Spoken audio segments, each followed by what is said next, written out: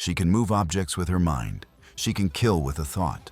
She's been called a hero, a weapon, and a monster.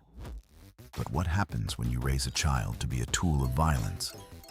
What happens when you strip away everything that makes someone human and rebuild them as something else entirely? Today, we're diving deep into the disturbing psychology of 11 from Stranger Things. And trust me, this goes way darker than you think. You know her as the telekinetic girl who saves Hawkins, the one who sacrifices herself again and again, the fierce protector with a bleeding nose and unwavering determination. But beneath that iconic pink dress and blonde wig from Season 1 lies a psychological profile that should terrify us all. Because 11 isn't just a girl with superpowers. She's a case study in systematic trauma, weaponized childhood, and the question that haunts every frame she's in. Can you ever really escape what you were made to be? Let's start with the foundation of who 11 is. From birth, Jane Ives ceased to be a person and became an experiment. Subject 011, not a name, a designation. Her mother, Terry Ives, was subjected to MK-Ultra testing while pregnant, then had her newborn stolen by Dr. Martin Brenner in Hawkins National Laboratory. 11 never had a single day of normalcy. No first birthday, no bedtime stories, no goodnight kisses. Instead, her earliest memories are of a sterile laboratory. White walls, constant observation, tests, always tests. And the man she was conditioned to call Papa. This isn't just childhood trauma. This is identity theft at the most fundamental level. Brenner didn't just hurt 11. He defined her before she could even develop a sense of self. We're talking about a child raised in complete isolation with one singular purpose: to be a weapon. Her value wasn't in her thoughts or feelings, but in her ability to kill on command. Every moment was transactional. Perform well, receive small kindness. Fail or resist, face consequences. 11 internalized all of this. She learned that her worth was directly tied to her usefulness, that love and approval had to be earned through obedience and displays of power, that showing weakness meant punishment. Her entire identity is built on external validation and performance. But for 11, it's amplified because the performance required of her was violence. Let's talk about Brenner, because this is psychological manipulation at its most sophisticated. He positioned himself as a father figure while simultaneously being her abuser. This creates a trauma bond, an attachment formed through cycles of abuse and positive reinforcement. Brenner would push 11 to her limits, force her to spy on people or commit acts that led to death. Then he'd comfort her afterward, pat her head, call her special. By being both the source of her pain and her only comfort, Brenner ensured 11's complete psychological dependence. Even after escaping, even after finding real friends and family, part of 11 still seeks his approval. Part of her brain, wired during those critical years, still remembers those rare moments of kindness. But 11 doesn't just have trauma from what was done to her.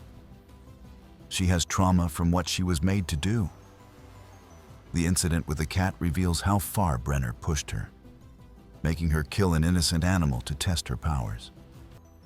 She was used for espionage, military operations, purposes we haven't even seen. This creates moral injury, trauma from violating your own moral code. But 11 was a child. She didn't have a moral framework to violate. Her morality itself was shaped by traumatic experiences. She learned that sometimes you have to hurt people. Sometimes you have to kill. And that lesson becomes hardwired. Watch how 11 responds to threats. Her first instinct is overwhelming violence. Bullies attack her friends? She breaks a kid's arm, Soldiers come, she kills them. Efficiently, brutally, without hesitation. This isn't just self-defense. This is conditioned response. When threatened, 11 becomes a weapon, because that's what she was trained to be. 11 is aware of this. She knows she's dangerous. She knows she has capacity for extreme violence. And it terrifies her. She's afraid that if people really knew what she was capable of, they would reject her. That she's fundamentally unlovable because of what she is. This fear of abandonment is core to 11's psychology. Having never experienced unconditional love, she's constantly anxious about losing connections. With Mike, Hopper, Max, she doesn't trust they'll stay unless she's useful, unless she's the hero protecting them. This creates a cycle where 11 repeatedly sacrifices herself because subconsciously she believes that's the only way to maintain relationships. Hopper recognized this, which is why he tried to give her boundaries and normalcy. But his well-intentioned efforts were complicated by his own trauma. He became overprotective to the point of controlling, replicating patterns 11 experienced with Brenner. Isolation. Rules without explanation. The message that the world is too dangerous. Isolation causes severe damage. Humans develop sense of self through interactions with others. 11 was systematically denied this. Even after escaping, her experiences with the outside world have been limited and traumatic. She spent a year hiding. When she finally attended school, she was bullied relentlessly. Every time she reaches for normalcy, something pulls her back into darkness. This creates what psychologists call learned helplessness, a condition where someone believes they have no control over their circumstances because every attempt to change things has failed. But 11's version of this is twisted. She does have control, extraordinary control. She has literal superpowers. But that control is always funneled into one thing: fighting, surviving, protecting. She can move mountains with her mind, but she can't seem to build a stable, normal life for herself. Let's talk about identity. For most of the series, 11 doesn't know who she is beyond her designation and powers. She's 11, the girl with abilities, the weapon, the monster, the protector. But who is Jane Ives? Who would she be without her powers? There's a devastating moment when, powerless, she's also purposeless. Her entire self-worth has been tied to her abilities. Without them, she doesn't know who she is. Her powers aren't just something she has, they're who she is. And that's a terrifying psychological prison. The show has her explore identity through imitation. She mimics others' behaviors and fashion choices because she doesn't have an authentic self to draw from. With Mike, she's the girlfriend. With Max, the normal teenage girl. With Hopper, the daughter. But these are roles she's playing, masks she's wearing, because underneath she's still trying to figure out who Jane is. This makes 11 vulnerable to manipulation. Her lack of experience with authentic connection means she can't always read people correctly. She trusts too quickly or not at all. No middle ground, because she never learned what healthy relationships look like. Everything has been extreme. Extreme isolation, extreme violence, extreme sacrifice. Then there's the physical toll. Every time 11 uses her abilities extensively, she bleeds. She experiences pain. She exhausts herself to collapse. Her powers are literally destroying her body. And yet, she keeps using them. This is self-destructive behavior driven by her belief that her value lies in what she can do for others, even at the cost of herself. This is the dark psychology of 11. She's not just a girl with superpowers. She's a person who was systematically traumatized, weaponized, and denied basic developmental experiences that create healthy adults. Every act of heroism carries the shadow of what was done to her. The scariest part? Eleven's story isn't entirely fiction.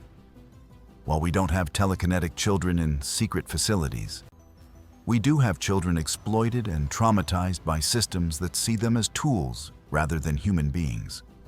Child soldiers, victims of extreme cult environments, severe abuse. 11's psychology reflects real trauma patterns. Can someone recover from what 11 has been through? Can love and friendship overcome systematic conditioning? Can new experiences rewrite old neural pathways? Can you ever truly escape what you were made to be? The show suggests recovery is possible, but not simple. 11 grows. She forms genuine connections. She experiences real love. She makes choices based on her own values. But she's still carrying darkness, still struggling with self-worth, still defaulting to violence when threatened. Recovery from this trauma isn't a destination. It's a lifelong process. That's what makes 11 psychologically rich.